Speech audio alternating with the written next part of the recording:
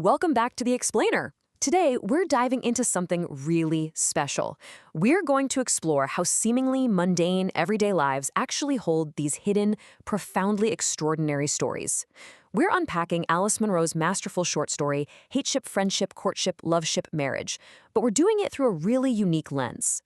Imagine a dinner party conversation with some of the greatest literary minds in history. We're going deep into the quiet turning points that totally reshape everything we thought we knew about a person. Let's start by turning the mirror on ourselves for a second. Have you ever misjudged someone just based on their perfectly ordinary life? Think about how incredibly fast we put people into boxes. We see a quiet housekeeper, maybe a shy coworker, or a super reliable neighbor, and we just assume we know their entire story, right? We slap labels on them. Plain, simple, predictable. But as Alice Munro so brilliantly shows us, we are usually completely wrong about what's simmering just beneath the surface. To really wrap our heads around this, we're stepping into this imaginary conversation, where legendary authors like Anton Chekhov, Kazuo Ishiguro, and Elizabeth Strout are sitting down to analyze the story of Johanna Parry. So Johanna is this highly practical, very reserved housekeeper, and her life is forever changed by a genuinely cruel prank involving fake love letters. Two teenage girls write these letters just to humiliate her.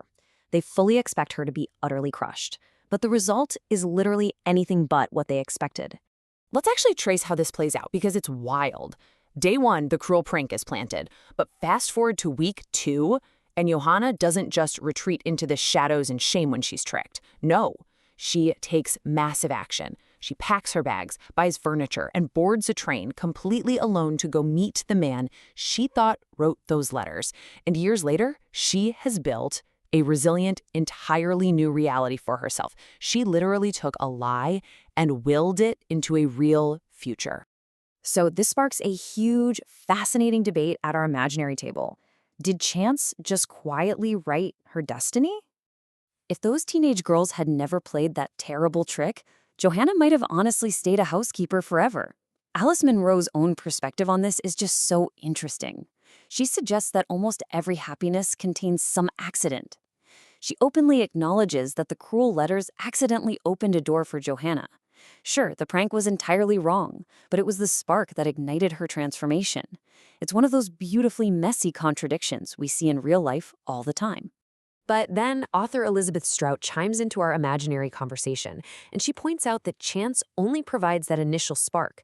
As she says, the letter created the possibility, but Johanna's imagination gave it power.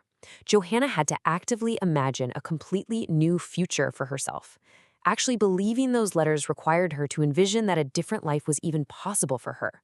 Without her imagination, honestly, those letters would have just been pieces of paper. And man, this perfectly illustrates Kazuo Ishiguro's definition of destiny during their chat. He calls it the meeting point between circumstance and character. It's not just this blind fate that happens to us. It's what our unique character chooses to do with the random circumstances we're handed. We aren't just passive pieces waiting to be moved around on a chessboard. The absolute crucial point here is that Johanna was not a victim of chance. She was a bold collaborator with her own future. Chance might begin the sentence. It might hand us a surprise or a heartbreak or a setback, but we collaborate to decide exactly how that sentence ends.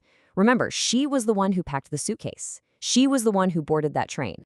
Which brings us to a really uncomfortable truth: the sheer danger of misjudgment. Think about why Johanna's actions shocked everyone around her so completely. It's because they didn't really see her at all. It reveals how dangerously we mistake a quiet exterior for a complete lack of inner fire. To her whole community, Johanna was just seen as plain, desperate, foolish, and easily humiliated.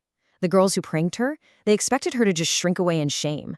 But beneath that surface, she was remarkably brave, intensely practical, imaginative, and highly determined. They predicted she would fall for the letters, but they completely failed to see her hidden strength. This leads right into a concept Elizabeth Strout brings up, which she calls moral imagination. It's the ability to imagine that someone could be more than just their assigned role. Society completely lacked this moral imagination when it came to Johanna.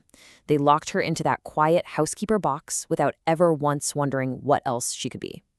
And let's be honest, it's a trap we all fall into, mistaking someone's current situation for their total capacity. And right here, Alice Munro delivers this incredibly profound warning. She says, Sometimes slowing down judgment is the beginning of mercy. Munro is warning us that making these rapid assumptions is actually really dangerous. This whole explainer is basically asking us to slow down our judgments of the people around us, because when we label someone quickly just to save time, we might literally be erasing who they truly are. Okay, as Johanna steps into her new reality, the imaginary dinner party debate really heats up over our next big question. Do we ever truly change? So Johanna takes over this messy household, cares for a sick man, establishes her place, and Anton Chekhov takes a deeply realistic, maybe even a little cynical stance here. He notes that we often mistake revelation for transformation. He suggests perhaps people are simply waiting for the proper moment to become visible. Essentially, he argues that Johanna's courage was always right there inside her. It just needed the exact right combination of crazy events to finally break the surface. But immediately contrasting that, Kazuo Ishiguro pushes back with a totally different angle. He says a single experience can reorganize an entire identity because it changes the story that person tells about themselves. For him, taking that massive leap reorganized Johanna's very memory and identity. She didn't just reveal an old self. She adopted a brand new narrative where she became the brave protagonist of her own life. And then Strout kind of harmonizes this whole debate. She suggests a child may always possess kindness, but until someone needs that kindness, neither fully knows it exists. She's saying our dormant traits only awaken when they are finally called upon by the world. I mean, think about it. You might have immense bravery inside you right now just waiting for the exact moment life demands that you use it. So it raises this amazing question for all of us.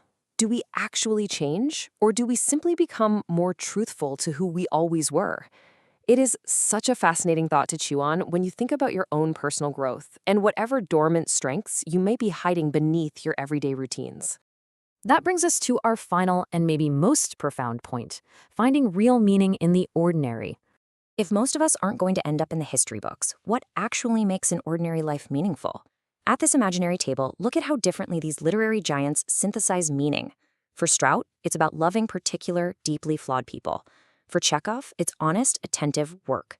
Ishiguro points to responsible, honest memory. And Munro, she believes it's paying attention to local, small joys. A train ride, a nice meal, just a quiet afternoon. The overarching takeaway here is that meaning isn't always some grand historical legacy. It's the quality of attention we give to our daily lives. We absolutely do not need extraordinary events to have extraordinary meaning. We just need extraordinary attention to the life we are already living. It's about being fully awake to our own existence and to the people in it. Johanna's greatest takeaway from her whole wild journey is a massive lesson in profound humility. She says, I noticed how easily people decide who another person is. I learned to be slower to finish another person's story. She realizes that no one, literally no one, is truly ordinary if you just take the time to look closely at them. And that brings us to Munro's ultimate, gorgeous message about connection and empathy. Perhaps the life becomes meaningful because someone was less alone, less frightened, or less invisible because we were here. Making someone feel seen and flat out refusing to misjudge them might just be the most extraordinary thing any of us can ever do in our ordinary lives. I really hope this explainer has given you a completely fresh perspective on the hidden depths of the people around you. And hey, maybe even yourself. Watch the full conversation on Imaginary Talks, https:/imaginarytalks.com/hateship, friendship, courtship, loveship, marriage explained. It's a fantastic way to explore the incredible depth of your own ordinary life. So I'll leave you with this today. Whose story have you finished way too quickly? Go back and take a second look.